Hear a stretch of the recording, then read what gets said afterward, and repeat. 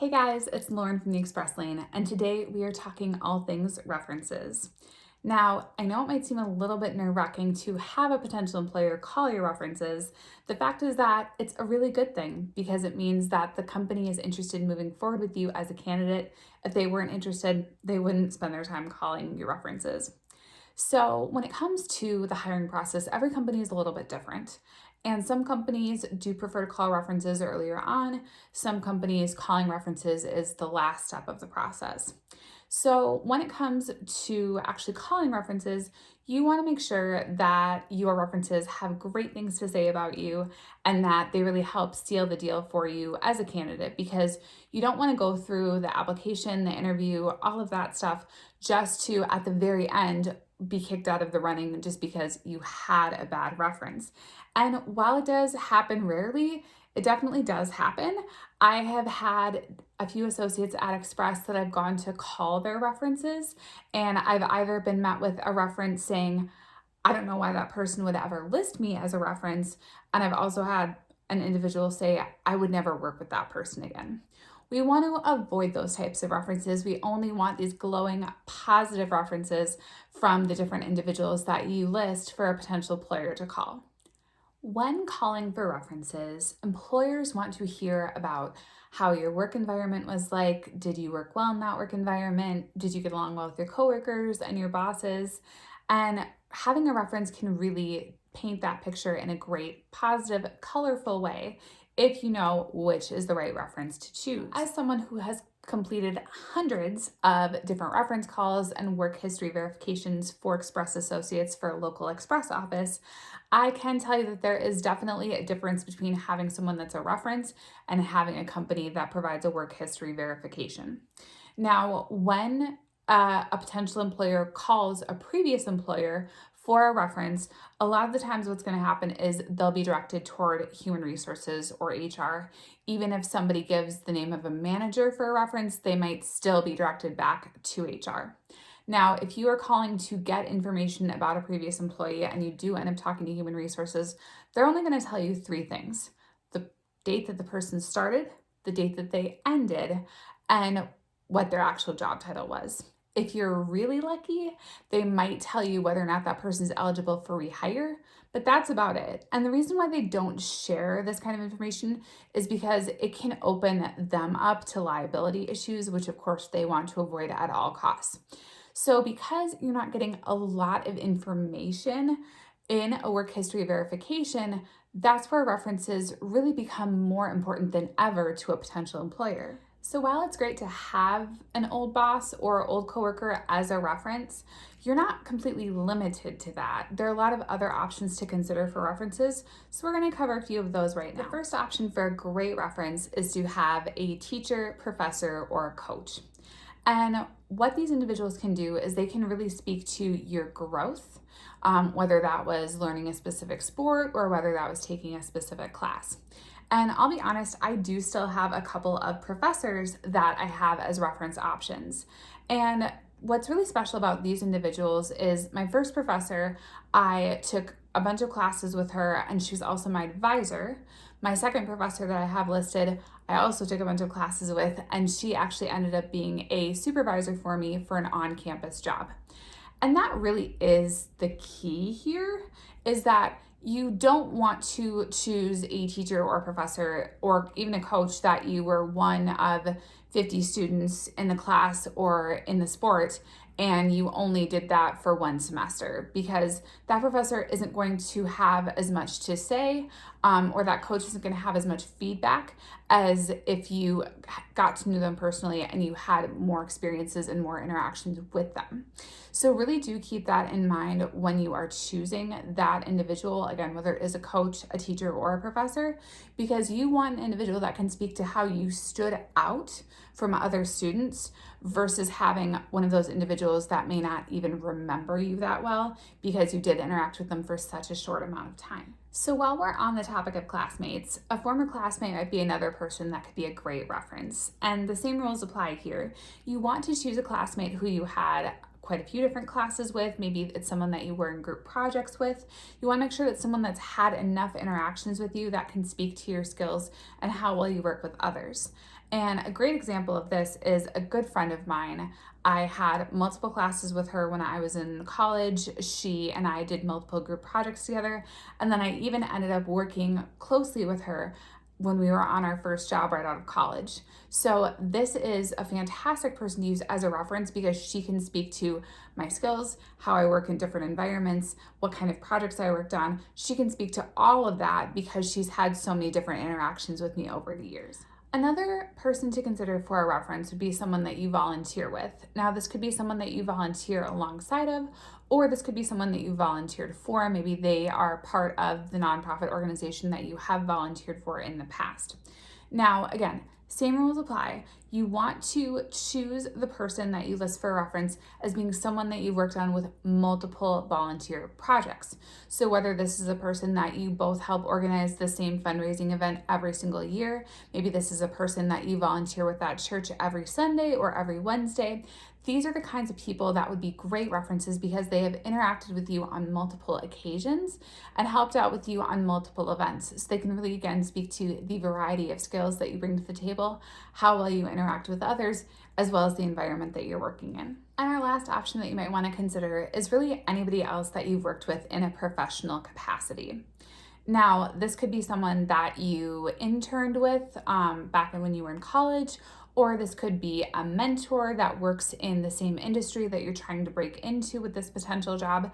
Anyone else that has spent a good amount of time with you in your career throughout the professional world, again, as long as they can speak to your character, they can speak to the skills that you bring to the table, how well you interact with others, they're definitely a great reference to consider. I mentioned all of these different types of references because it isn't a bad idea to have a list of references on hand that you can call upon if you do need a reference in the future. I know for me specifically, I have a list of about 10 to 12 individuals that I do feel comfortable calling upon at any time for a reference because I've known them for so long and they just have become really tried and true references for me. So, having a list of these people can be really helpful because depending on the job that you're applying for, you might have a different reference that you choose versus another job that you're applying for. Now, if you are planning to use a reference from that list that you haven't talked to in a little while and one that has already agreed to be a reference for you in the past, you're going to want to be considerate and reach out to them again. First thing you want to ask them is to make sure, hey, is it still okay if I use you as a reference? And the second thing that you want to do is to make sure that you're giving them a heads up that someone might be contacting them about this job that you're applying for. And I actually just had this happen to me within the last month.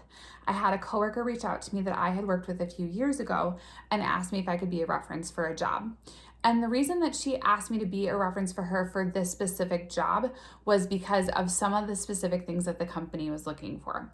So the way that all of that lined up, it made sense to ask for a reference from me, even though it had been a few years since we had worked on anything together. So during that conversation, when I said yes, I would still love to be a reference for her, we spent a little bit of time talking about the current position that she holds, what she'd been up to since we'd last worked together. We also talked about this potential company that she'd been applying for and what were some things that they might ask me about during the reference call so that I could be prepared to answer any questions that this recruiter might have for me. Now, if this person had not given me a heads up, I can only imagine how that reference call would have gone. First, I probably wouldn't have even answered the phone because it was an out of the state area code that I didn't recognize. I also probably would have stumbled over a lot of the interview questions. And in all honesty, I wouldn't have even been able to speak to the kind of work that she was currently doing because we hadn't talked a lot since the last time that we worked together. So, because she did give me that heads up and I was able to have a conversation with her about that, I was able to speak to a lot of these very specific things that the recruiter was asking me in the reference call itself. And spoiler alert, she did end up receiving a job offer from that company. So I think the reference call went pretty well. Some people get a little bit nervous when it comes to asking for a reference and just wondering how do I even go about asking someone for a reference, because you're asking someone to do you a favor by being a reference. So the way that I like to approach references is I will usually ask for a reference when I am about to part ways with someone. And what I mean by that is if it's coming to the end of the semester and I know that I'm not going to have that professor again, or if it's coming to the end of a coworker's 2-week notice and they're not going to be with the company anymore. Those are the times I do typically like to ask for a reference. And my reasons why, number one, are that I do like to ask for a reference in person because I think it makes it more personal to actually do that in person. But another reason that I do that is it's nice to ask for a reference when you don't need it because it's very low pressure for the person saying yes. They know that they don't need to answer the phone right away. They don't need to write a letter of recommendation right away. They can kind of chill out for a little bit. And so it is very low pressure for them to say yes. And once they say yes originally, it's more likely then that 2 or 3 years down the road, when you actually need to call on that reference, they will be more likely to say yes to you at that point in time when you do give them that call to say, hey, now's the time. I'm wondering if you'll still be a reference for me. If it still seems like it might be too much to ask someone for a reference, one of the things that you could ask them for instead is to help you out on LinkedIn. Obviously, you would need to have a LinkedIn account and they would need to have a LinkedIn account to do this, which I would highly recommend. Definitely a good practice to have in the professional world is to have a LinkedIn account. But there are two different ways that they could help you out on LinkedIn. The first being that they could endorse you for different skills. So this person can go to your profile, and if you have different skills listed, they can click endorse, meaning that they're saying, yes, this person does have the skill that they say they have. Another thing that they can do on LinkedIn is they can write you a recommendation.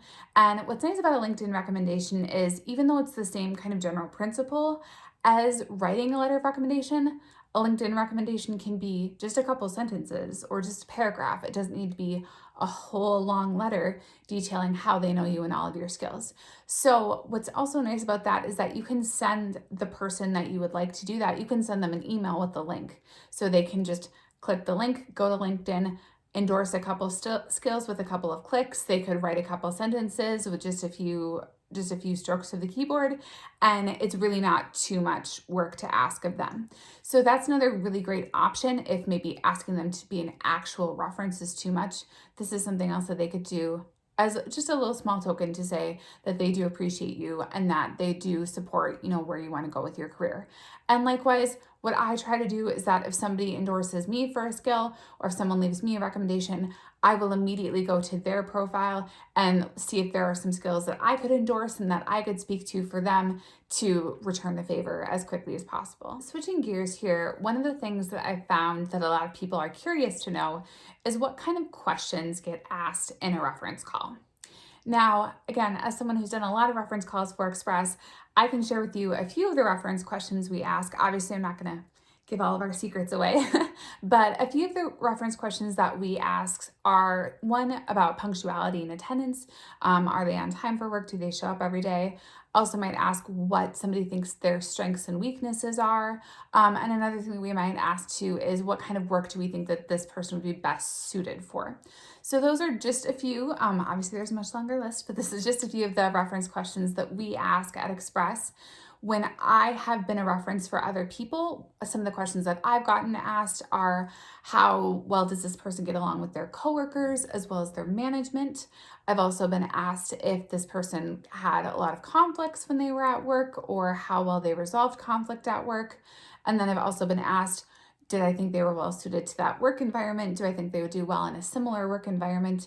Those sorts of questions. One of the other questions a potential employer might ask of a reference would come if the interview has already taken place. So if you've already interviewed with your potential employer and you shared a fact or you shared a story, something that maybe they had more questions about, if they know that they're going to have a reference call with a coworker that you worked with on that project or a manager, they might ask that person, hey, can you clarify some of the things that they said or can you clarify their job duties?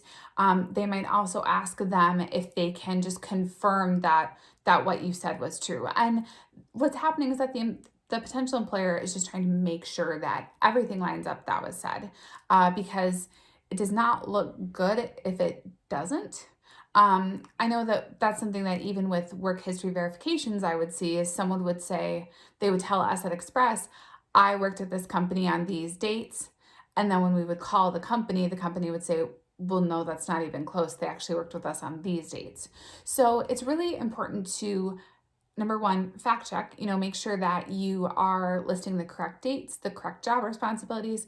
But number two is that you don't exaggerate, that you don't go over the top, because if you're telling a potential employer in an interview that you managed this amazing project that brought in, 50% of the revenue for that year, and then the potential employer calls a coworker or calls a manager and that person says otherwise, that you didn't manage the project or that it only accounted for 10% of the revenue that year, that then can be a red flag to this potential employer and make it look like you might be lying about some of the things that you said in your resume. So, and that you said in your interview. So that's why it's really important to, again, just double check all of that, and just to also make sure that your references know, again, that they're going to be called about this kind of stuff so that they do have that heads up. And of course, after a reference call takes place, it's really important that you follow up. So, the same way that we talked about returning those endorsements on LinkedIn or those recommendations on LinkedIn, you also want to make sure that you follow up with your references after they've provided a reference. And you want to say, thank you. Be so appreciative that they have given their time to be a reference for you. And if they are a great reference, it means that they are excited for you and they're rooting for you. They want you to succeed and get this job. So you should call them and tell them, hey, I got the job offer, because they want to hear that. They want to hear about this new adventure in your life. And honestly, it will make them feel special, like they helped contribute to you landing that job by giving that reference. And if you're comfortable with doing so, it's also a great time to let that reference know that you would be more than happy to return the favor if they ever need a reference from you in the future. And I mean, how awesome is that for somebody to get a reference and they didn't even have to ask you for one? And that wraps it up for our video today. We hope that you learned something new when it comes to choosing references, how the reference call process goes, and questions that you could anticipate if you were ever called upon to be a reference. And we would love it if you hit the thumbs up button for this video to let us know that you learned something new from this video when it comes to choosing references. Now, we will see you back here next Wednesday for our next video at 4 o'clock Central Standard Time. We are going to be welcoming another very special guest to our channel who is going to be sharing even more of her own tips about how you can help get your career in the express lane.